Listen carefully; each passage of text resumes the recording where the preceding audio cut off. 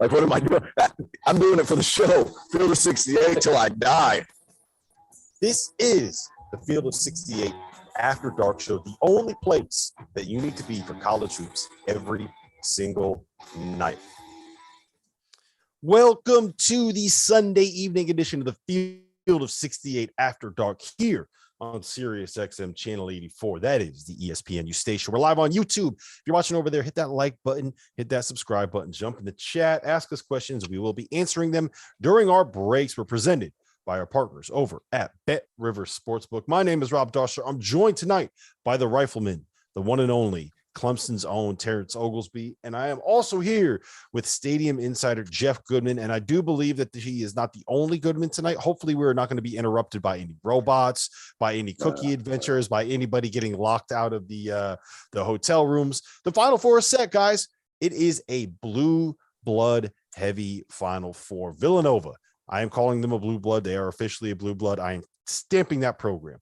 We have Duke. They made it last night. They advanced past Arkansas. Tonight, we saw North Carolina get past the Fighting Peacocks of St. Peter's, and we saw Kansas come from behind at halftime and beat Miami by 26 points, and that is where we're going to start. Jeff, you were in Chicago for the Midwest Regional. You saw Kansas up close and personal. You saw what they did in the second half.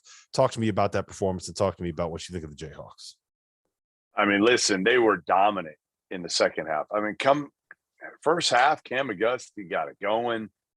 Kansas trails going in.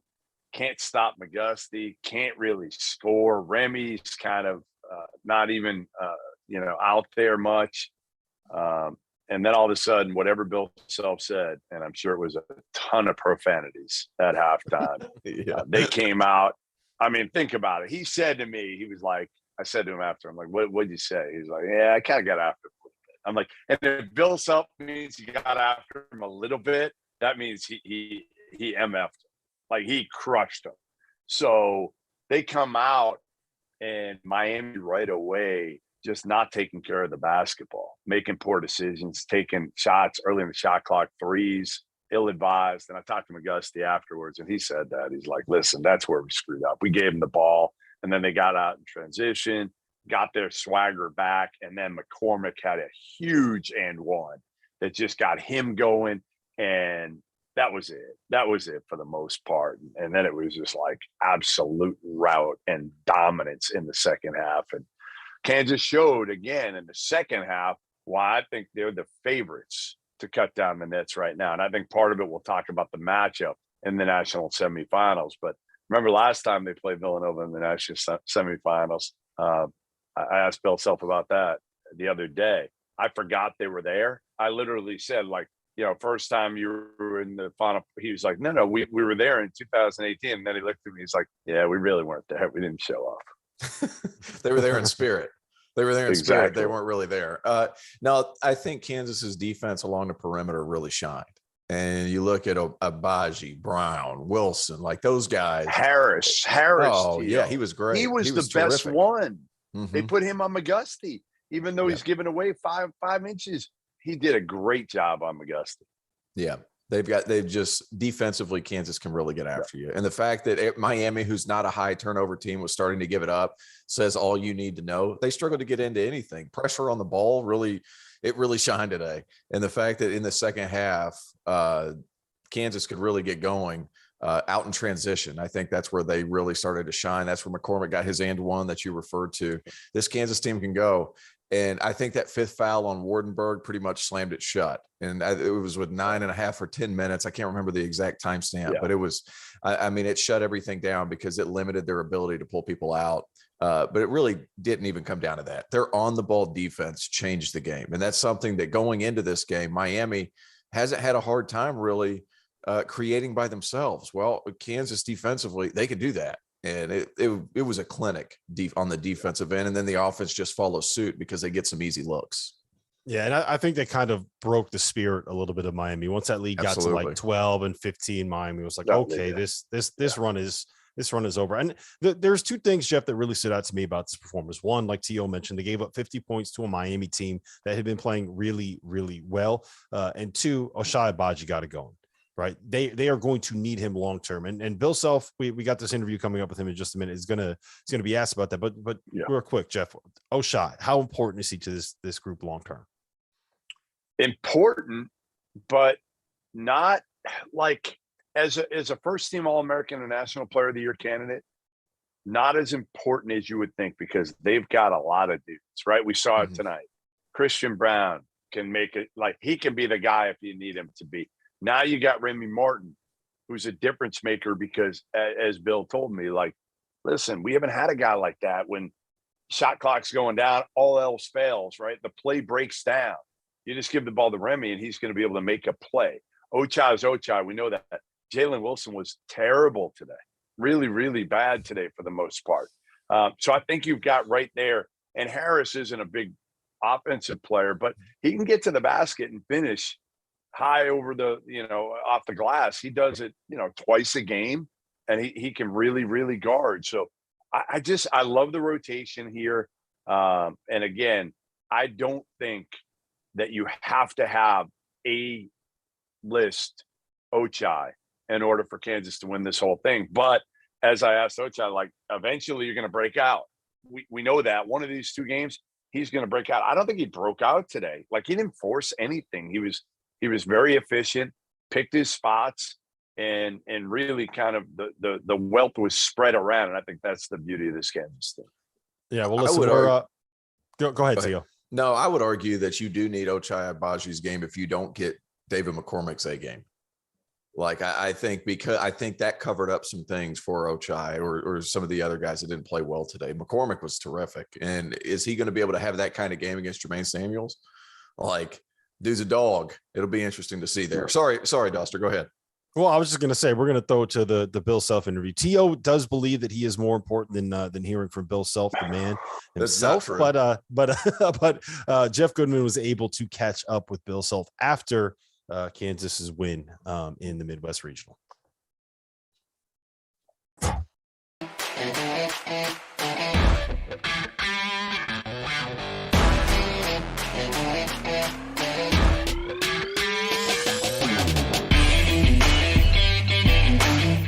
All right, Jeff Goodman here with Kansas coach Bill Self.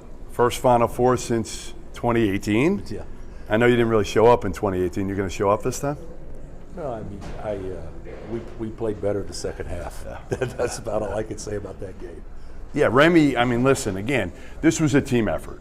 I felt like everybody on the team was valuable today. But again, Remy's kind of been a difference maker. He gives you something that you haven't had all year. Yeah, I thought on Friday Remy was the best player in the game.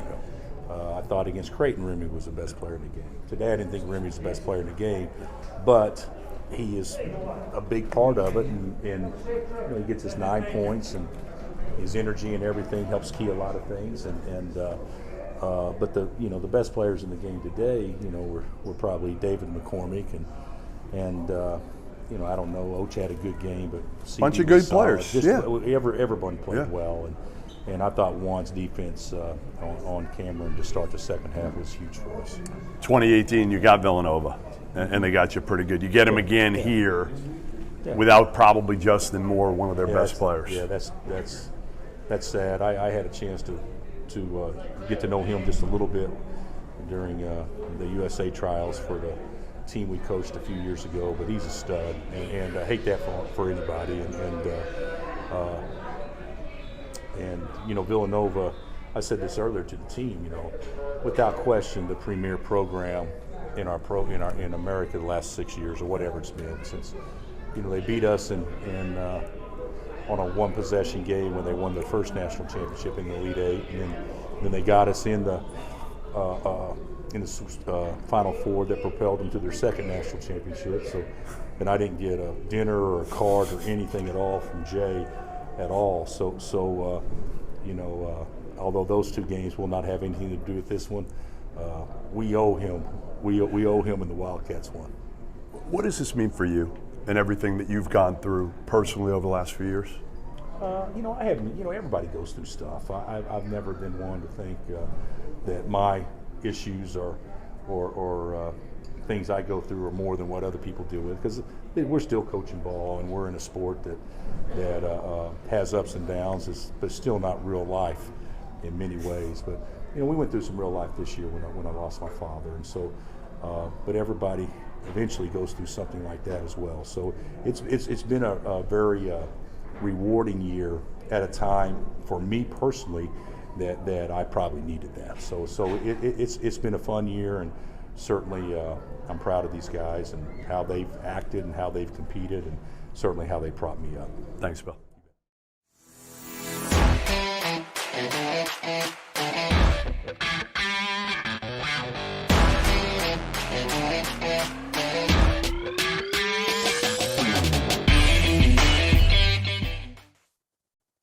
That was Kansas head coach Bill Self, fresh off of reaching his fourth Final Four with the Kansas Jayhawks.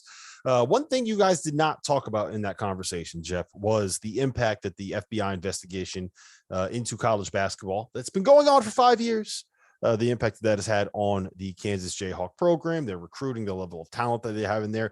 You are an opinionated man in general. You are quite opinionated when it comes to Kansas and it comes to that FBI investigation. I know, because we've had probably too many conversations about this. So how impressive is it that Bill Self's been able to get Kansas and keep Kansas at this level despite everything else that's going on around that program? Yeah, I mean, crazy impressive, because again, even before all of the investigation, they were having difficulty because Adidas had, 20% of the top players. 80%. Well, back then it was probably 70% Nike, 20% Adidas, and maybe 10% Under Armour. And then after the Adidas deal, so they couldn't get Nike players for the most part, occasional ones. But after the Adidas deal, like, you couldn't get anybody. All the good players, most of them were gone from Adidas at that point. So, yeah, I mean, they haven't recruited a high level. They've had to develop guys, and Ochai is the perfect example of a guy they've developed. I mean, he was rated like 350th coming out of high school. I asked Bill Self earlier this year, I don't know if you remember this, Rob, but outside after the Champions Classic when they played, we were talking about him, and I said, why'd you take him then? And he was like, well, he was really a great kid and he wanted to be here. And I'm like, huh? Like, that's not why you take him. But Ochai's turned out to be a hell of a player. And honestly, you look at their team, and a lot of it is because of Bill Self. Like, David McCormick is a good, solid big man, right? Like, Christian Brown, he's a good player. He's a really good player, but like, he doesn't jump off the page at you by any means. Harris is a good backup point guard, realistically. Remy Martin's been disappointing for 90. He's the player version of Hubert Davis, except he was actually hurt this year, in terms of he's been, disappointing for the most part for 90% of the year. And he's been absolutely unbelievable when it matters most. So, yeah, I think Bill Self, and the other part, guys, is like, you wonder if Bill Self wins this whole thing, how emotional is it for him because of everything that he's gone through, right? Like, he loses his father months ago. He's gone through all this FBI stuff. He's going to get hit, right? Multiple level ones. He's going to get hit. They're fighting it like hell. Kansas gives him a lifetime contract. They're sticking by him, but ultimately he's going to get hit hard next year, and we just don't know how hard yet. Mm-hmm. I think the point that you made about the development within the program and the identifying talent and getting guys better. How many guys on this team right now, this Kansas team, are going to end up playing a significant amount of time in the NBA? I imagine Christian Brown will probably make a roster somewhere, and same thing with David McCormick, and same thing with Jalen Wilson. But the only guy that is going to be like a legitimate NBA player for an extended period of time is probably going to be Ochai Agbaji, and that's a kid that nobody else really wanted, right? Like, he was didn't he say he was going to like UMKC? Oregon State was who he told me he was going to visit until Kansas offered at the last minute. Yeah. So, I mean, Tio, the player development in this program is the reason why they are where they are right now. Well, it's funny. We made a joke when we saw him at the Champions Classic. They said, oh, yeah, you could shoot it. I was like, well, I never got a call from Kansas. And then I went back and looked at the roster from Kansas in 2007, 8, and 9, like Sharon Collins, Cole Aldridge, Marcus Morris, Travis Relaford, Tyshawn Taylor, Markieff Morris, like a lot of really good players, dudes. And it just shows Coach Self's versatility. And guys, they are good players. They are good players. They are not the talent wise. They are not the Kansas teams of old that he was getting at the beginning of his tenure there. That's just point blank period. And it says a lot about his ability to coach. And like you said, Jeff, what 350th was Agbaji. And you could see when he came on, he had a lot of tools. He had long arms. Like he snuck one. Let's be honest about that one. He snuck one. He knew it was going to take time, but he had a good shooting motion and broad shoulders. And you just thought that he could develop into something. Yeah. He snuck one. That was a good player, but it's a big development piece. And to get at what he's got out of some of these guys, Mitch Lightfoot has been great this tournament. And like, is he this high level dude that Kansas usually gets? No. Is he very lovable? He absolutely awesome. Is. But he was awesome. Great today, Tio. Mm-hmm. He and McCormick together were. I mean, there's a reason why McCormick was so good when he was in there. Yet, like when it mattered, who was in the game? Mitch Lightfoot, because you knew he could guard some. And even after Wardenberg fouled out, he still kept Lightfoot in there, which I was kind of surprised about because you can exploit. We know that you can exploit Big Dave on the defensive end. You know, if you've got a big that can stretch it. Yeah, you and like in Miami, Big Dave better than Big Mac. Small. You like the nickname Big Dave better than Big Mac, there, Jeff? I like them both. Big Mac's better. Yeah, Big Mac's better. Definitely. Sorry, Tio, go ahead. No, you're good. But Mitch Lightfoot also like it was 6 years or 7 years. He's another one of those old guys. Like, what isn't he trying to get into almost as old as Hummel? Yeah, he's not quite at the Hummel stage of college longevity, but he's fighting it. He's how long did Hummel go to? He was at 6 years or 7? No, 8 years. 8 years. 8 years. So he's a doctor at this point. No, he's really not. But I like to joke. I will forever claim that Robbie Hummel was there 8 years, even though I think it was only 5. Oh, really? But I thought it probably better. Was 5. Okay, yeah, it sounds way better at 8 because all the young kids, if I keep saying 8, they're going to believe that Robbie Hummel was there 8 years. He's the longest tenured college basketball player ever. There's going to be an addendum. There's Coleman Lands. Yeah, there's going to be an addendum called the Hummel addendum when it comes to like 6 and 7 year players. No, but he just gets guys that continue to develop and just do the right things. And then he has 1 or 2 guys that are bucket getters. The rest of them, good players. But one thing about Self too, and this is just something small, like role definition with Bill Self, like you know what you're there to do. Like he is, I would venture to guess, one of the best in the country at that, or if not the best in the country. Yeah, and I think the perfect example of that is Ochai Agbaji, learning that the role that he has to play as a superstar, sometimes the most unselfish thing that you can do as a player is to be selfish. We will hear from Ochai later on in this show. Coming up next, we're going to talk a little bit about why Hubert Davis's performance getting North Carolina to the Final Four is one of the most impressive that we've seen out of a coach in recent seasons. Clear, 90 seconds. All right. What do we got in the chat? Digging anything good? Not a ton of questions. A couple of questions about Duke. We'll save that until we get to that part of the conversation. So I'll come back to those. But I don't know if I missed this at the beginning of the show. I was doing my other duties as the producer, and I don't know if I missed it. Did you guys answer the question? Has this been the most boring Elite Eight of all time? No, we didn't. I think it has been the most boring Elite Eight of all time. Like it just. I didn't think about that, guys. I didn't think about it till you guys told me. Like. Because my game today, the first 25 minutes were actually pretty good. And my expectations are so low right now because I've had a lot of bad games between Buffalo after the Buffalo first day. So I guess it's been that bad, hasn't it? The Elite Eight. Yeah, it was not a good Elite Eight. You know, Duke wanted a blowout. The Villanova was a close game, but that was one of those games that proves that not every close game is a fun game to watch. And then the blowout tonight, like it was Friday, Philadelphia was the place to be. You know, the St. Peter's upset was awesome. The North Carolina UCLA game was a fantastic basketball game. And then tonight, North Carolina just said, hey, you know what? We are North Carolina and you are St. Peter's. We're going to talk about that as soon as we get here. So I don't want to tease too much of my takes, but it was not the best. It was not the most exciting game. No, it wasn't fun. Yeah. We, hopefully the Final Four, but there's no doubt in my mind that the Final Four is going to be better. It's going to be great. Impossible. Duke, North Carolina, and the Final Four is going to be nuts. Are they playing? Yeah.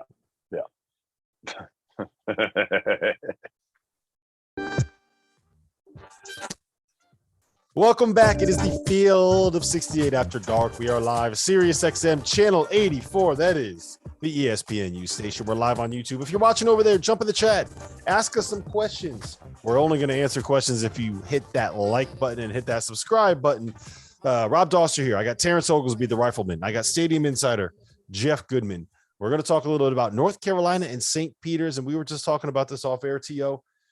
North Carolina basically said, hey, listen, you Peacocks, this has been a great run. Shaheen Holloway, you've been a lot of fun to watch, but we are the Tar Heels, and we are going to roll you. I don't even remember what the final score was, but that game was not interesting after the first about 6 minutes or so. It was a lot to a little. That was your final score. A lot to a little. I had doubts coming in. Of course, I got really apprehensive about doubting St. Peter's after everything they've done. But the bottom line is Armando Bacot was the baddest dude on the floor. And St. Peter's coming into this game, guys, and I think there's something to be said for how Shaheen got his guys to play this hard. But every 50-50 ball in the first 3 games, St. Peter's won. Like every single one. Yeah. It was just a matter of when Armando Bacot got the ball in the post. What do you have? 14 rebounds in the first 13 minutes of the game or something? Like those are ridiculous. It was insane. Like he gobbled up everything. Like you weren't taking the ball from him. And then once they got it, these little pesky guards, it didn't matter because Bacot's so strong. He just held it there. It was almost like Barkley when it came to one game sample size Barkley. When it came to where he grabbed it, hey, there's nobody touching it. It was his. I voted for Alondas Williams for ACC Player of the Year. I have a little hint of regret. A little hint. Yeah, you do. A little hint. Do now. We all do. Golly, how good have they been? But coming in, I knew North Carolina wasn't going to give up those 50-50 balls, and defensively they've been playing better. So it was just too much. It was too much. They just said this shit's cute. This is cute, but it's time to go home now. Yeah, there were 2 things that really stood out here. One, St. Peter's, they love to pressure you. They love to take you out of what you want to run, and they love to try to make your guards make plays. And that works when you're going up against Severe Wheeler and a less than 100% Ty Washington. And that works when you're going up against whoever. I don't even remember who was playing in Purdue's back, or Eric Hunter and someone else. It did not work when you had Caleb Love and RJ Davis there. They were able to kind of get where they wanted to get to their spots. And then it created open shots for Brady Manek. And then when you had to pay more attention to those guys, Armando Bacot turned into just an absolute complete monster and overwhelmed them. And the other thing, Jeff, I think that they shot, I was trying to figure it out the whole game, but they shot something like 4 for 25 around the rim. They just could not get anything to drop at the basket. Listen, I didn't see a ton of the game. I'm not going to lie, because I was obviously doing post-game stuff. You didn't miss much. But I wasn't surprised. Miss much. Right. I mean, when we went to Carmine's, a few of us, I took my daughter and a couple other, good spot. Yeah.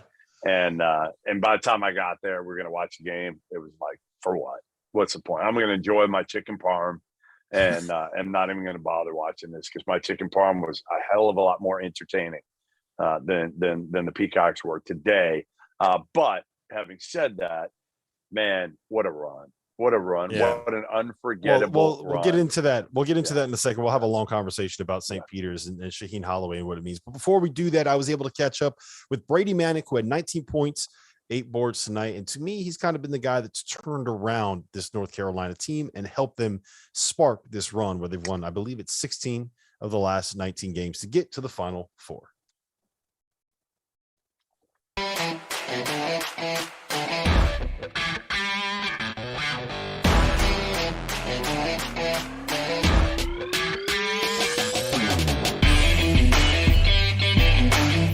Manek onto the Field of 68 After Dark. Brady, congratulations, man. When you made the decision to transfer from Oklahoma to North Carolina, it was for moments like this, right? Definitely. I believed what Coach Davis said about how I'd be a piece of this team and how he envisioned this team, and it's been more than I envisioned, and just unbelievable that we're going to the Final Four and get to go with this group of guys.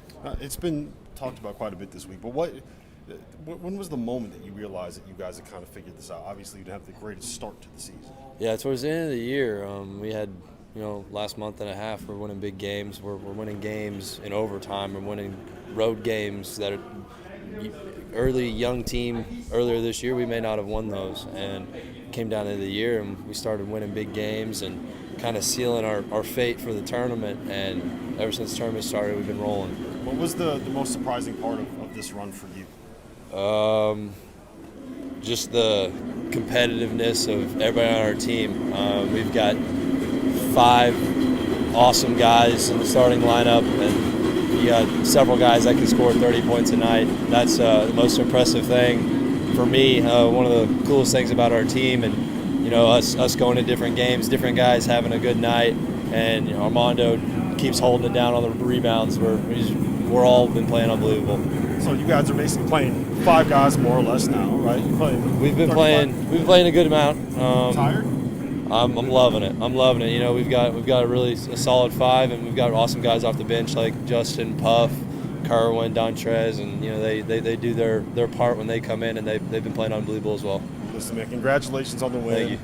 Good luck at the Final Four. Just a normal game, right? Duke in the Final Four. Duke, Yes, sir. It'll be fun. Yes, sir. Thanks, Brady. Thanks, man.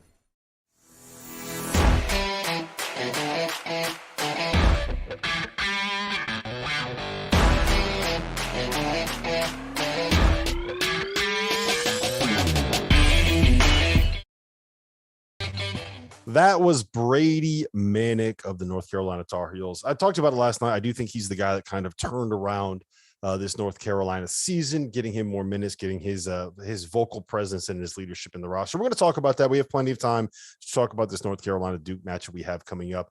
Before we do any of that, I do want to talk about St. Peter's, and I do kind of want to put a bow on the Shaheen Holloway story arc. Goodman, I'm going to go to you first on this one. First and foremost, like what is your biggest takeaway now that the St. Mary or the St. Peter's Miracle Run is over? What's your biggest memory? What's your biggest point looking back? Talk to me about what you're going to take away from this. I mean, it's just disbelief, right? I mean, it's just like when you look back on it, you're going to be like, holy shit, a 15 seed went all the way to the Elite 8. Like usually you get one and then it's over, right? The second one is like, all right, they came down to earth. And this is a team, again, that like didn't dominate its league. Like that's the other thing is usually the 15 seed, all right, the one that's been dominant in the league, but they're outclassed. If you're a 15 seed, generally speaking, you haven't dominated your league. You're one of teams that won your league tournament as like the 2 or 3 seed in your conference. Yeah. I mean, again, the other part for me is the whole Shaheen Holloway aspect of this, right? Like even if he doesn't win that game, he's going to be the head coach at Seton Hall. Like he doesn't need to be Kentucky to be the head coach. It's already hooked up for the most part. The only thing that they got to figure out is the money aspect of it. And because Kevin Willard's going to Maryland, we all knew that before the tournament started. So now the interesting part is like, how much did he increase his value with his alma mater? Like, did it go from where he would have made 2.0 before the Kentucky win? And now we're kind of closer to like 2.7. How much money did he make himself? And Doug Edert was awesome, and Banks was great, and they were just fun to watch because again, they're the ultimate Cinderella. And I kind of wish, maybe not after watching today's game or seeing the score of today's game, but I kind of wish it was the ultimate David Goliath story of Coach K in St. Peter's, but maybe now I don't.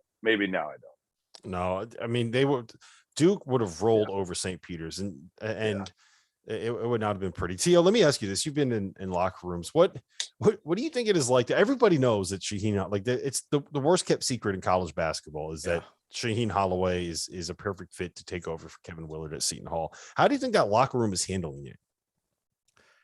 You know what? It's hard to say really, because he can still go in the locker room and be like, "Hey guys, we got to finish the job now." And really, how many more are they going to play less hard? That's the culture that's been instilled in them from the beginning.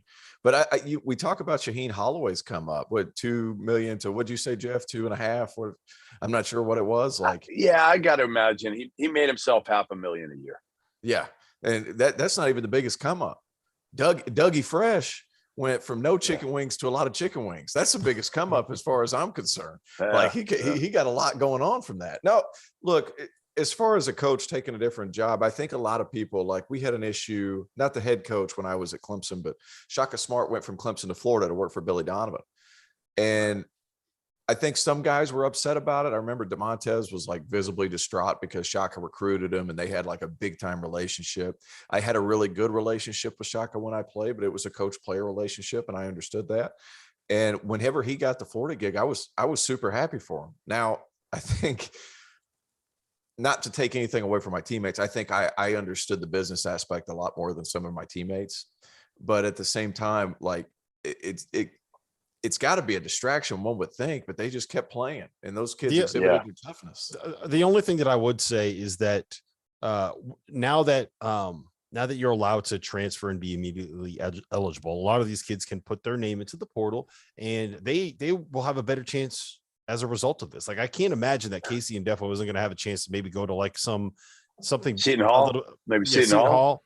Like, a lot of those kids, maybe they'll go with Shaheen. Maybe they'll end up going to a bigger program in the area. They're going to have more chances as a result of this. Dougie Fresh might not go anywhere else, but he's going to make a little bit of coin off of this. So it created opportunities for everybody. The coach is going to get the most out of it because he's the adult and he's the professional, and that's just the way the business works. But I think that everybody is going to benefit out of this, including St. Peter's University, who's going to get a little bit of money coming into that program, and maybe it can help avoid some of the floods that we saw. I don't know if you saw that viral thread from one of the a former staffer and how often that it floods in that building. But that's another. Could you imagine the smell? I do not want to. Yeah, I do not want to imagine the smell of a flooded Jersey City. But listen, we're going to talk about this Duke North Carolina game that we have coming up, because I do think that it is going to be maybe the most anticipated Final Four game since, I don't know, for a long time. Maybe Louisville, Kentucky in 2012.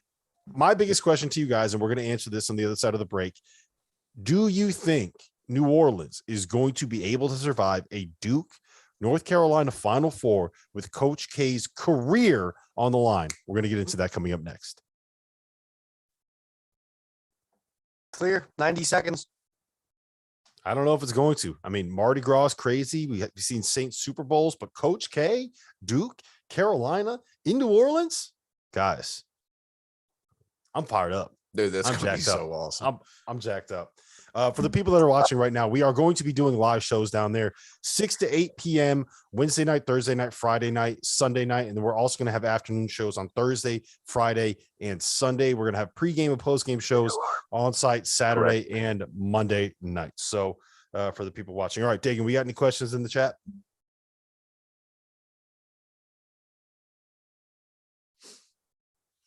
One minute.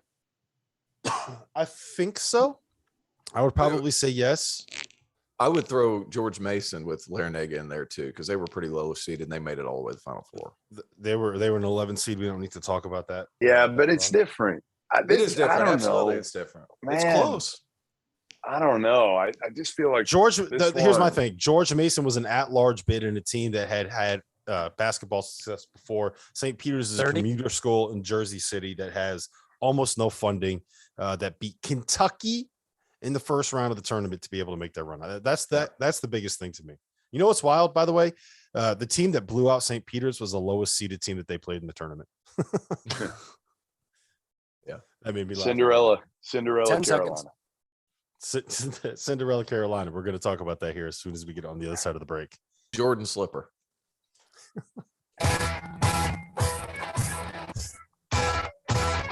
Welcome back. It is the Field of 68 After Dark. Rob Dauster here. I got Jeff Goodman. I got Terrence Oglesby. We are live, Sirius XM, Channel 84, the ESPNU station. We're live on YouTube. If you're watching over there, hit that like button, hit that subscribe button, jump in the chat. All of that stuff really does help the channel.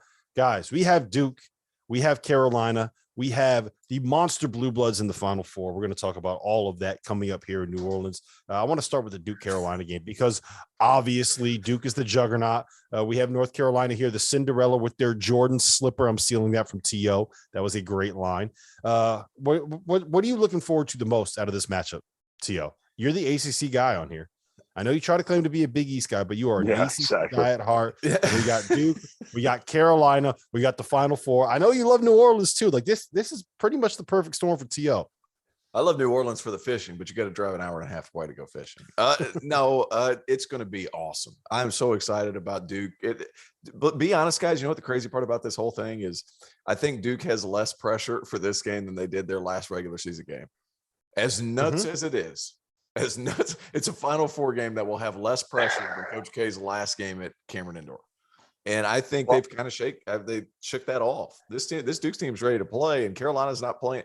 They're playing better than anybody in the country. It's going to be a fantastic game. I hope it goes into like 4 overtimes because I think it's entirely possible that it does. But Duke, as good as North Carolina is playing, Duke's right there. How many offensive weapons did they have against Arkansas? It was an embarrassment of riches watching that game. And Arkansas played well. Jalen Williams, I was watching with my brother who's in the country from Norway for a few weeks. He goes, I don't know who that dude is, but he does his freaking job every single time down the court. I love that guy. And he hadn't watched a game of college basketball all year, just to throw that out there. But Arkansas was fine. They had a great run at it, but Duke, just so many weapons. I just don't know how in the world you're going to have to get prime Caleb Love, who goes for 40 or as long as he wears the Carolina blue 11s, he's good to go, man. He's good to go. Is that the thing? He changed his shoes at halftime of the Sweet 16.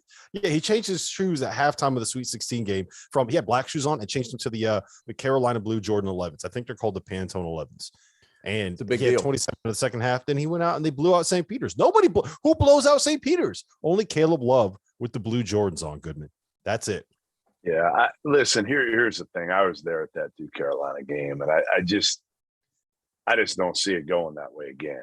You know, like Baycott dominated Mark Williams. Like RJ Davis was so dominant in that game, and the pressure, like you guys said, was so much for those guys. They looked like they had just been absolutely like beaten down at the end of it. I remember looking at Paulo's face as Kay took the microphone, and family kind of interrupted him when he was kind of apologizing for the loss, and you could just see it in his eyes how embarrassed those guys were. And I think they've been waiting, hoping they could get another shot at Carolina, and now they get it, and they're licking their chops now. Like, nobody's more excited for Duke than Duke to see North Carolina right now. Nobody's more excited. I mean, it was like they took a dump on them. Like, that's how bad it was. It was so bad. I mean, seriously, it couldn't have been more embarrassing than what happened that day. And now they get another shot to show, like, no. This is both. We're going to come out and we're going to kick their ass. And I think Duke's going to kick their ass in this one. Did you see what Paolo said in the ACC tournament? No. Paolo basically said Carolina.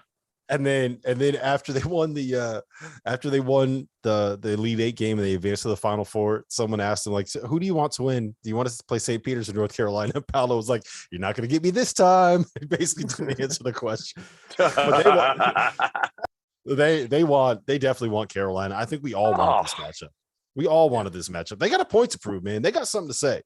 And look, I know we're talking about like this North Carolina team is the Cinderella, and I'm about to call Duke as the team of destiny in this tournament. The Duke Blue Devils and Coach K is the team of destiny, but they kind of are. Like, this is setting up perfectly for them to be able to make a run and win a national title too. I think is that how this thing ends? It seems like it. I'm sitting here looking at that bracket, and as good as Carolina's been, like I said, Duke was just, it's embarrassing how good they've played. It's embarrassing how good they've played. And then who matches up with them on the other side? Kansas, definitely more talent than Kansas. And then without Justin Moore, Villanova, I'm not sure that can Villanova with only 5 players over the course of 40 minutes. We'll get to that because I have a take there. I have a take that I'm going to bounce off you guys. This is what we call a tease in the business. It's a little bit of a hot take, but I was going to say, it's probably, is it a hot take or a lukewarm take? Like, what kind of It's a little bit more than lukewarm. It's not quite a hot take. It's like if you know how when you microwave soup sometimes and like if you don't mix it up, the top will be scalding and the middle will be really cold. Like, that's what this take is. Where's Fanta when you need him for a good food reference? That's the only thing. Where's Fanta when you need him for a good food reference? No, I don't see who beats Duke. You can't convince me otherwise. I know you got Kansas. Goodman, but goodness me, I do. Watching Duke play Arkansas, and Arkansas is really good defensively. And prior to that, Texas Tech is really good defensively. Yeah. Texas Tech, they couldn't stop them one time in the last 9 minutes of a game. The number one defense that is in the incredible. Country, the number one defense in the country played Duke. Duke didn't miss a shot for 9 minutes. That is incredible. And you don't have to be that good to win these next two games, but you have to be on your A game, but you don't have to be 9 minutes without missing a shot good. Yeah. And what they did down the stretch against Michigan State too, like it feels like they kind of came of age a little bit, right? Mm-hmm. No? Well, Jeremy Roach. Yeah. Right. Let me ask you guys this. We have about 4 minutes before we have to get to another break. What does North Carolina have to do to win this game? How do they win this game? Goodman, you go first. I mean, listen, RJ Davis has to completely control it, number one, right? I mean, he's got to be terrific. Caleb Love can't play like he did today. Like, he's got to be great Caleb Love. Like, their backcourt's got to own it. And then Baycott does what he does down low. And honestly, all he's got to do is fight to a draw with Mark Williams. Brady Manek makes some shots. I mean, they got to – listen, here's what has to happen. They've got to play their A game like they did at Cameron, and Duke has to play its C game like it maybe didn't even at Cameron. It might have played its D game at Cameron. So, like, if they both play their A game, we know Duke is 10, 12, 15 points better. But it doesn't always work out that way. I just think, again, there's enough kind of venom for Duke that they didn't know if they get another shot at them. And when they saw the bracket, they were looking forward to, like, man, I would love to get another shot at these dudes in the Final Four. And now they have it, and they have it in New Orleans. And it'll be interesting. Like the atmosphere, I know we probably won't talk a lot about atmosphere here, but, like, I don't know how good – like, I think it'll be good. But, like, Villanova doesn't travel that well. We know that. But, like, Kansas will probably travel the best of the group. Carolina travels well. Duke travels pretty well. But you don't have the animosity. Like, that's the one thing you don't have. When you have Louisville, Kentucky, I've always said this. It's a better rivalry than Duke, Carolina. Because, like, Duke, Carolina, they're too nice down south. Like, those fan bases are, like, you know what nice. It is? You know what it is? Louisville and Kentucky fans legitimately hate each other, where I think that the Duke and North Carolina fans are one. I feel like Duke, there's more like of a national kind of Duke fandom, right? Where a lot of the people that are really passionate Duke fans are either like Duke alums, where you're probably not fighting all that often, or people that love Duke from the other side of the country, where, like, do you really hate North Carolina that much if you love Duke from San Francisco or something like that? You know what I mean? Well, they're Clemson football fans, and then they're Duke basketball fans. That's what I'm starting to gather. Yeah. And like, they love the Cowboys, and they love the Cowboys Yankees. fans, and come on, that's what we're getting at. So I think that's probably why. Then you have one fan. No, there's only one fan. There's only one fan that is at the same level at Louisville, Kentucky, I think, from Duke, Carolina, and that is Psycho T. And that's who we need to get down in New Orleans. We got to get Tyler Hansbrough on the set. Was in Philly. He'll be there. He was in Philly. I promise you he'll be there. And the best part of him, can we get him with Gerald Henderson? I don't think so. I don't think that's going to happen. I don't. No. I don't see that one happening. All right. Are we still talking about what Carolina has to do? Yeah. Yes. Yeah. What does Carolina have to do? I just want to make sure that I don't want to, like, veer off. We can talk about Psycho T. Go ahead. How do they win? How does Carolina win? They got to be efficient offensively. Like, you can't have a 6 for 20 Caleb Love. Like, you need probably a better than 50% Caleb Love. You need Brady Manek to hit shots from everywhere, and then Armando Baycott to clean up everything inside. Because outside of him, like, he had 20 rebounds today, 22 rebounds. Like, he's that guy for them, and he cannot get in foul trouble. And I don't know how in the world he plays as physical as he does. And I'm going to throw a little shade here. How in the world he plays as physical as he does and never seems to be in foul trouble. If he stays out of foul trouble, which is obviously going to be a given. Wasn't he in foul trouble at Duke? Yeah, but come on, at Duke, yeah, he was. He was. Sorry, forget that. But he who won that game? Who won that game? Yeah, Carolina won that game. No, but they got to be efficient. They got to be as efficient as they were. I mean, Caleb Love, I think, is the biggest key. but Brady Manek has to hit shots. Like they're going to have to be really good offensively, because defensively, I'm just not sure what you do against Duke playing the way they are right now. Yeah, well, Duke and Carolina is not the only Final Four game that is going to be played in New Orleans. We also have Villanova, Kansas. We're going to be breaking that down coming up next, and we will be joined by All-American Ochai Agbaji. Clear, 90 seconds. Did you guys see what happened at the Oscars? Yeah, I was But going to ask you about that. I don't think he hit him. I don't think he hit him. I've watched it a few times. He either didn't hit him or Chris He Rock didn't has hit the him. best jaw in the game because he ate I that don't punch. think he hit him. He didn't hit him. He did. Look, I looked at it again. That was a no way. No way. Look think at it's it. over Watch it staged? again. Yes, he put his face out there like he didn't hit him. It was like a good acting job. It's what good actors do. No way. No way. No, that's 1 bullshit. minute. He didn't hit him. I'm not buying it. Goodman's No, not buying it. the drum Not at the buying same time as the smack. No, come on. What are I'm we not doing? buying it. I'm No, not come buying on. it. I think it's bullshit. It's bullshit. You think it's staged? Yep, staged. I did If see. somebody's I going to did walk see a up on good you, tweet. your hands are not going to be behind your I'm going back. to do it now. I'm Yeah, not buying yeah. this punch. I did see a good tweet that said that's what got him in Bel Air in the first place. I thought that was quite funny.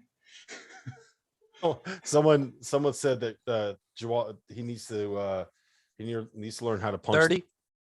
Teach Juwan Howard how to punch, something like that. Or Said that. he's getting ready to play the role in the movie for Juwan. Oh yeah, there you go. That's what it was. There's no way. No way. Maverick's just watching it. I can't. 10 seconds. It's crazy. Yeah, it's sorry. That's crazy that just happened. Anyway, No way. Yeah, I don't believe that. No.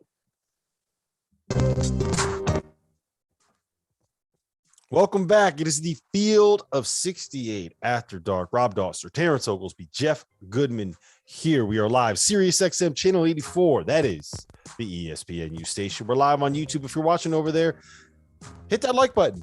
Hit that subscribe button. Jump in the chat. Ask us questions. We have the afters coming up next. We are going to be answering them. You guys know how much fun the afters are. All right, we got to talk about Villanova and Kansas. We're going to get to the Ochai interview here in 1 second. But Jeff, you mentioned earlier that you don't think Ochai has to be his best for Kansas to be able to win a title. I think I disagree. Why don't you think he has to be at his best?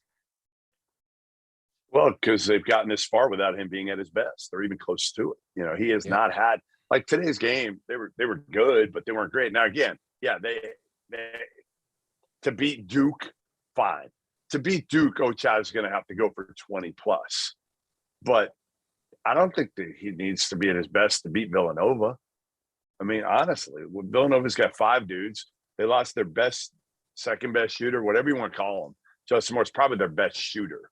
Pure shooter, second most important player, I guess Eric Dixon, whatever you want to call it. I would say he's their most talented player. Yeah, I think he's got the best chance to stick in the league and play a role in the league. But I feel like again they're not as dependent on Ochai as we thought they were going to have to be, because you got that big man duo of McCormick and Lightfoot. You've got Brown. You've got now Remy Martin. That's been the X factor now. Is like what Ochai can't do. He did it once today. He turned the corner on his left hand and he went to the basket. And McCormick sealed down low, so it was an easy basket. But other than that, that's not really Ochai's game, right? I mean, you can't just give him the ball and say, "Hey, go make a play." Yeah. That's where Remy Martin comes in, and he's the game changer for them. I almost think Remy Martin is more important than Ochai. Does that sound insane Yes. for them winning it all? Well, Here's where I would say I agree with you, Jeff, is that I thought Ochai Agbaji was a constant. I thought for sure you're going to get 15 to 20. He averaged 20. I thought he was going to be that guy during the tournament that you could just rely on. And then Remy was just going to be gravy. Some of the best gravy that you'll ever have on your potatoes. Where's John Fanta for the food reference? So I thought he was going to be the most important piece, because Agbaji was going to be just his normal self and average those high scoring numbers. Now that hasn't been the case and they've been able to win without him, He's going to be incredibly important now that Remy's got going. So I think the biggest variable are both of those two guys. If Agbaji gets going again, they're going to be really tough to handle, especially with Remy playing the way he's playing. But this is the Remy Martin that a lot of people signed up for, because like they needed that change of pace. They needed that spurt ability guard that when offensive thing, it wasn't working on offense, he could take off on a 12-0 run by himself. Boy, did he ever show that in the Sweet 16 game. Like he can be that guy. He's really, really good whenever he's playing just that role. Yeah, we're going to get to this interview in 1 second. I do want to make 2 points. One, Goodman, I hear what you're saying about Remy being more important. I just think that having the, like you said, Tio, the constant of Ochai Agbaji out there is what makes Kansas here. Remy could take you from here to here, right? But without Agbaji, you could be down here. Like Remy takes you from here to here. Anyway, that's a long way of saying it. Listen, to beat Duke. Yeah, you need both to be able to beat Duke. The second thing is, T.O., John Fanta lives in New Jersey now, so gravy is the red stuff that goes on pasta here. That's now that we have that settled, let's get into this. Let's get into. I don't have interview. gravy in New Jersey. That's your problem. That sounds like a you issue. That doesn't sound like a me problem. That sounds like a you problem. We have the gravy that goes on potatoes. But gravy is the red sauce that goes on pasta. Well, you should have gravy. You should have gravy that goes on biscuits, but you put ketchup on your biscuits because you're a psychopath. I do not put ketchup. That's the whole thing. I do not put ketchup on my biscuits. Let's get that out of here. Sandwiches. I put ketchup on my breakfast. I put ketchup on my breakfast, my breakfast sandwich, which is I put butter on my biscuits. Anyway, can we please get into this interview with Ochai Agbaji? That is where we're going right now. Producer Dagan Hughes, producer Luke, get us there, please.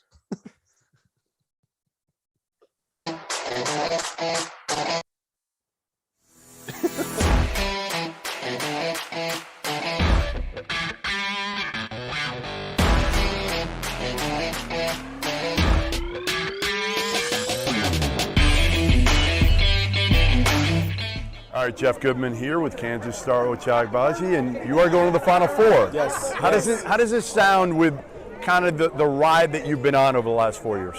It sounds crazy. Looking back on things, my sophomore year, I know we wanted to make this run, but obviously COVID, that didn't happen for us. But it's huge to say that now and actually be in the moment. But it's crazy.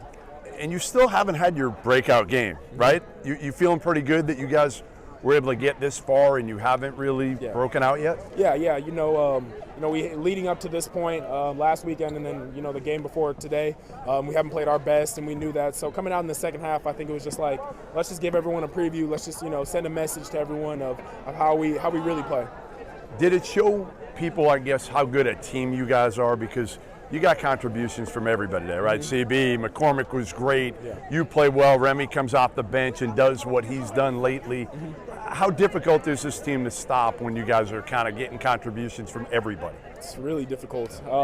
I think when we're focused on defense and offense is flowing like naturally how it was, the sky's the limit for us. And I think we're a really hard team to guard because we do have those pieces, where guys can step up like that. But I'm just proud of my team, for doing that. All right, Villanova. What do you know about them? I know you've seen them on TV plenty. Yes. Right? Obviously, I played against them once. I've watched them when I've been on the squad, obviously my freshman year, and then the year before that when they beat us in the Final Four. Well-sound team. They're going to play off 2 feet. They're going to back cut. I already know the scouting report coming for them. I know Coach Ross. A lot of shot fakes. Yeah, a lot of shot fakes. They're really fundamentally sound, so we're just going to have to play even more fundamentally sound defense. All right, I'll see you in New Orleans. Thank you.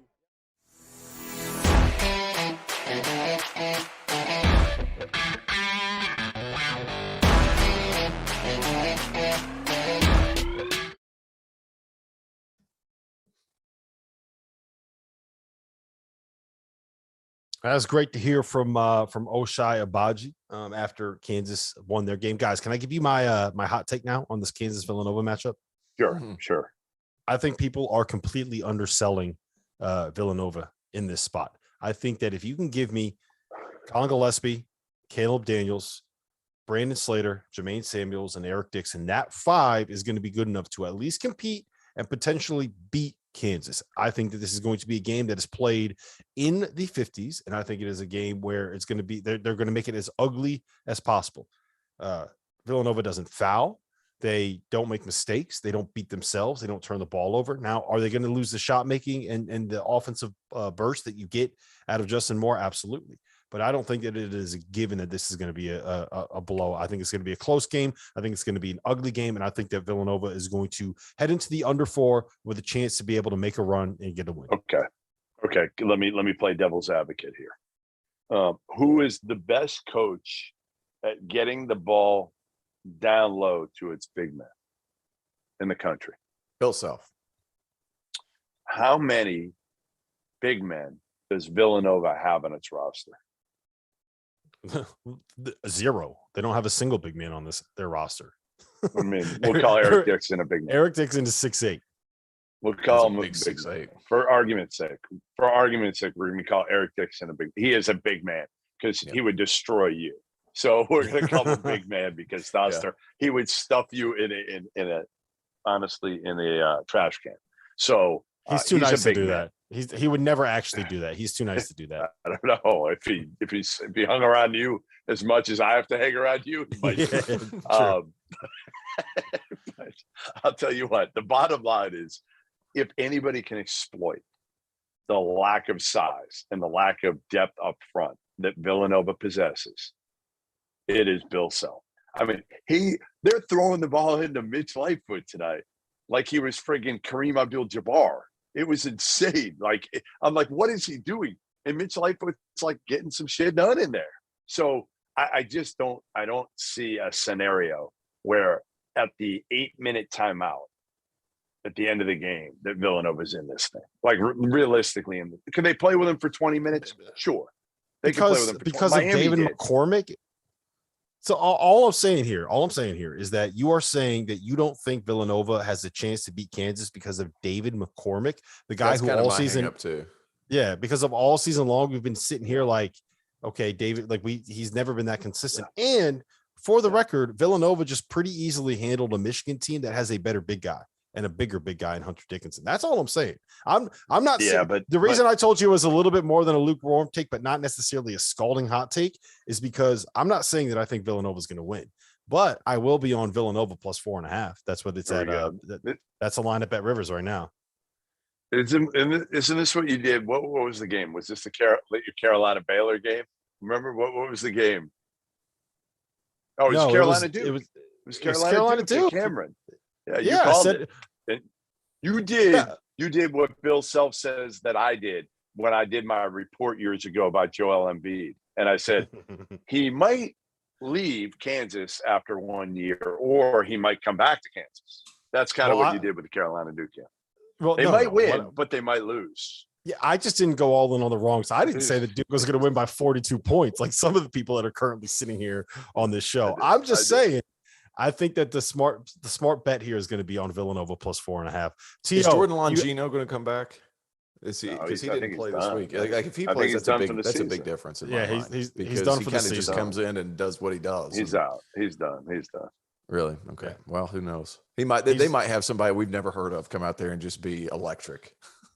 Yeah, you never know. You never know with this Villanova team. But listen, the Final Four set, guys. We are now officially on the clock. There are 8 days left in the college basketball season. We're going to see you guys down in New Orleans.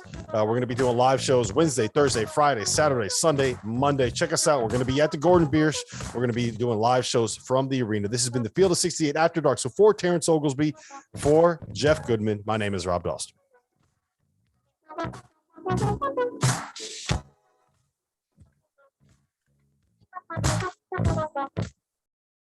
All clear. All right, we got to break. Gordon Biersch. We need to break this down. This is all I care about. No questions. We need to break it down. All right, fine. I'm gonna check. My thing is like if somebody's going to come up and be physical with you, your hands are not behind your back. Yeah, somebody would have had to step up. I'm with you, Tio. Somebody would have had to step up. They're not just going to let somebody walk on the stage, and just I don't know. All right, I got to give it one more go here. I mean, his face is out, like his chin's out. Like it's a bunch of bullshit. Come on, this is acting 101. I just love how my only thing is his reaction after it. I didn't love like his reaction after where he's cursing. Like that's the whole thing. Like the Will Smith screaming the F word. I'm going where to show everybody knows you what's going on. guys. We're going to reenact this. I'm going to be Will Smith, and Dauster is going to be Chris Rock down in New Orleans. We're going to reenact this, and I'm going to show you exactly how it's done with the open slap. I'm going to show you like how close I can come to hitting Dauster. He's going to sit there with his chin out, and we're going to see what happens. I like that. We need to do it first without the slap, and then second with the slap, just so we can compare the film. All right. We'll do two.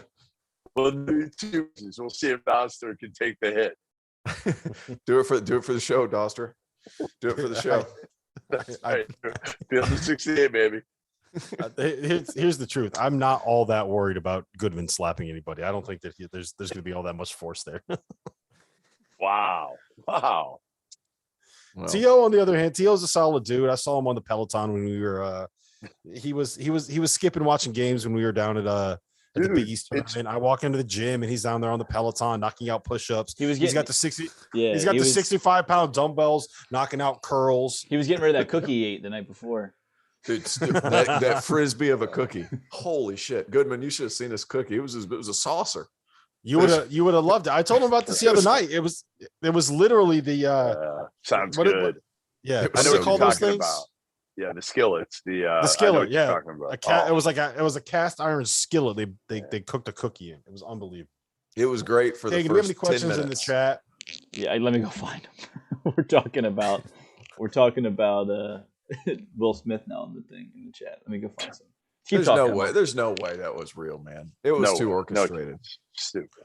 Hey, Goodman. Ken Palm is a fraud. Just said, am I the only one that's sad Rob Dauster isn't buying peacocks for Nola? That's right. I missed the peacock for peacocks. Did you tell Tio? Mustard. Tio, did you listen last night? I watched. Did you watch? I watched. I didn't watch. I didn't watch. Can I be filled in? I was at a wedding, so let's. Tio, did you hear the afters? What our plan was? You were going to buy like 30 peacocks. Yeah, and you know what we were going to do with them? We were going to break into your hotel room in the middle of the night and just unleash the peacocks in your room. So that you just woke up to a muster of peacocks flapping around in your face. Is that the plural of peacocks? Muster, yeah. Yes. Okay. Because me and my brother were watching it. He goes, "That's not." He goes, "The plural for peacocks." He said, "It's a flock of cocks." I was like, "No, it's not. No, it's not. It certainly is not." He goes, "That's what the plural is, but a muster of peacocks." Goodman. Brandon Beaker said he wants stories from the Final Fours that are officially off the record. Jesus! Give me a good one. Can I tell the one about? Be careful, we may never have a show, and we may not have a show. Seriously, if you say the wrong one. Tell what one? What one? It involved Coach Cal. Oh yeah, you tell that one. Absolutely. You tell that one. So I can't remember where it was. I think it was it the Pumps party? Yeah, in Phoenix, in Scottsdale. It was right in Scottsdale. Beautiful. The Pumps party in Phoenix and Scottsdale, and this was when Goodman and Coach Cal were probably on just about as bad a terms as they could have been on. Coach Cal is walking by, and like when he walks to the parties, like it's the sea of people kind of parts, right? So you see the sea of people kind of part, and Goodman is just sitting here like this. If you guys have ever seen Goodman in person, he just kind of sits there and he's looking around, and he doesn't realize that Coach Cal's coming up behind him, and Coach Cal just kind of walks by and just he's coming towards me. He's coming towards you, and he Goodman turns and he walks by. No eye contact whatsoever, and we're with another guy, and it's the three of us, and the other guy just starts cracking up because it was really funny just seeing Coach Cal pretend that you were a tree, more or less, pretend that you were a lamppost. And sounds frosty. And then like this other guy starts laughing, and Coach Cal turns around and goes, "What's funny? What do you think is funny? What do you think? What the fuck do you think is funny?" And before his staff kind of walked him away, and we're just sitting here like, what the fuck? What just happened? And then one of his assistants comes over and just looks at Goodman and goes, "Why do you have to fuck with my guy?" And we're like, I didn't do anything. I didn't do anything. I did nothing. The fuck do you think is funny, Jeff? Was that the Final Four? It wasn't the Final Four. It hit me because we were hanging with Gonzaga people that Final Four, right, Rob? We were hanging with Amo, with Adam Morrison out. But there was another, I think it was the same year, Gonzaga played Tennessee in Scottsdale, maybe the year after. No, And it was early. It was earlier that season. Earlier that season. Okay. Earlier that So it was year. earlier that year. And these are all a bunch of like younger Gonzaga fans. And we're drinking at one of the bars there. And they're like, come back. One of the guys had an apartment like literally around the corner. Come back. He's got some beers there. So I went back. There were like, I don't know, 10, 15 people over there. And I'm just standing there talking to a couple people. And all of a sudden you see from the back, like two guys are playing like beer pong or something. And one of them comes towards us. He hit his head on the side of like a wooden table. And he had a fucking huge gash, blood coming everywhere. And I'm like, oh no, like I got to get out of here. What the hell is going on? Now, again, I ended up staying and making sure he was okay. And we got him in a car and we got him to a hospital. But I'm like, what the hell is going on here? Why was I even there in the first place was probably the better question. I'm trying to think of other good Final Four stories that we've had.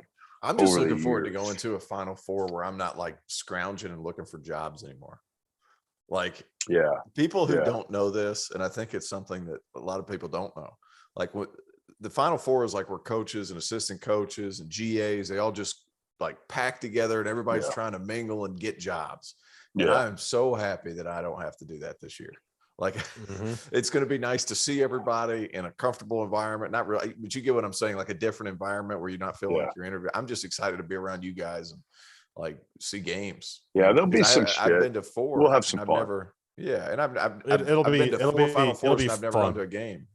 Yeah, it'll be a shit show. I mean, again, I guess I told it the other night, the time that I was screaming with World Wide West on Bourbon Street last time in New Orleans at 2:30 in the morning, Curtis Malone and World Wide West, and Curtis is trying to broker the peace before he ended up having to go to jail a year or two later. That was probably one. I mean, me and West, just whatever. It is what it is. So I remember at that Final Four in 2012, walking out of a bar and walking straight into Goodman and being like, "Hey, what's up, man?" And then turning and realizing that he's sitting there and he's talking to Rex Chapman. He's talking to Josh. What's the name of the actor? Hopkins. Josh Hopkins. And then there was another famous. I can't remember who the other Kentucky player was, and I was just like, "Oh, okay." So that's the Final Four right there. That's what it's like. You're walking in moments like that. Was that your first one? Was that your first one? That was my second one credential. My first one credential was UConn winning in Houston. Then I was at the one where Duke won in 2010, and I went to Detroit in 2009. Was the first one I ever went to. Tio, you will learn this at the Final Four. This is the best one? Yeah, go ahead. No, I was just going to say that when you're at the Final Four and you're with Goodman, never try to go anywhere with Goodman, because he literally every single person stops him to have a conversation. It takes us forever to leave anywhere. Like I'm seriously considering. I try.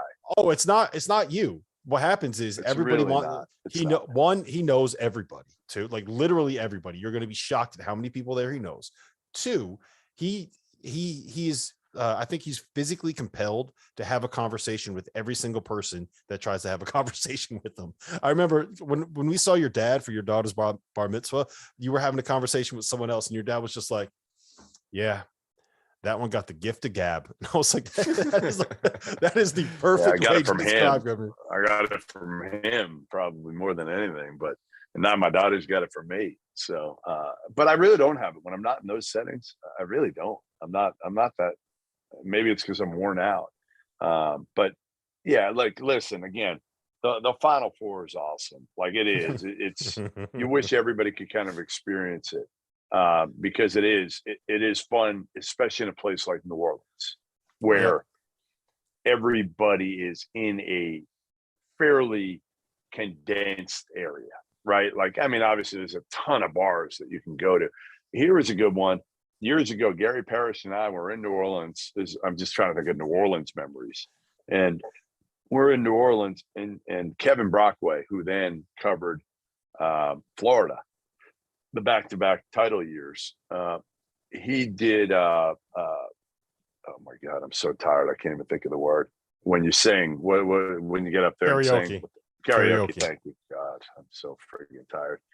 He did karaoke, and he gets up there, Brockway, and he starts going crazy. And me and Parrish are like, whoa, because like Kevin's like a fairly mellow dude. If you haven't met him.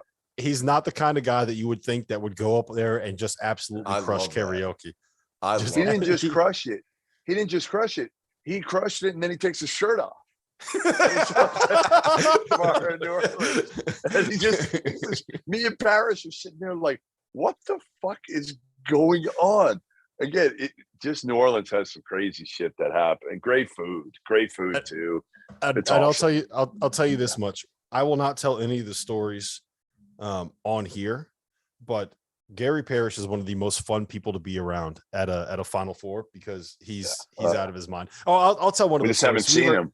We haven't seen him in 5 years at a Final Four. Yeah, because now that he's with like the CBS crew stays at like their ritzy 5-star palaces. No, it's not that. Well, it's not that he can't go to the games. And I don't know what he does day to day. I don't know if he goes out or not. We never, but we never. I do have one story that you remember because you were there. We were at the Intersport party in Atlanta in 2013, and we were leaving because we were going to. I think we were going to the Pumps party.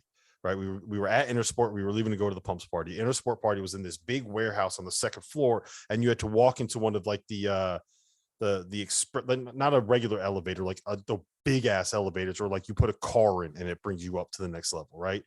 So we're about to walk in, and like we're trying to get down, and someone puts the hand in to make sure the door opens, and Parrish he's a little drunk at the time, sprints in, runs as fast as he can, chest bumps the back of the elevator door, and is like, yeah, let's go do some shit, let's go get drunk, and turns around, and like as we're walking in, Roddy White, who was a wide receiver for the Falcons, and Julio Jones were both in that elevator. Like, who the hell is this guy? Like, what is going on?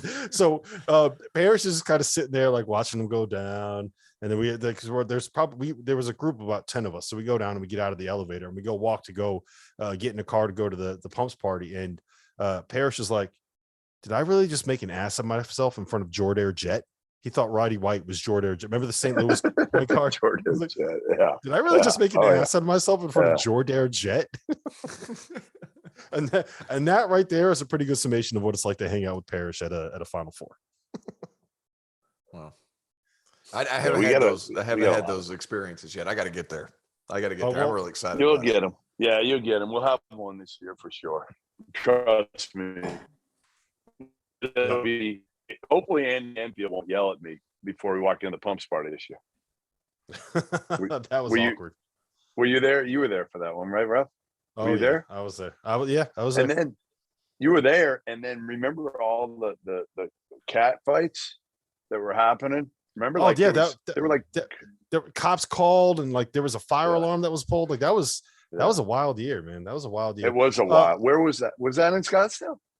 No, there's San Antonio. That was San Antonio. San Antonio. Yeah. Hey, I'd love San Antonio for something like that too, with the Riverwalk and all that stuff. I thought that was a great city. Problem is with San Antonio, it gets too crowded. It's too much.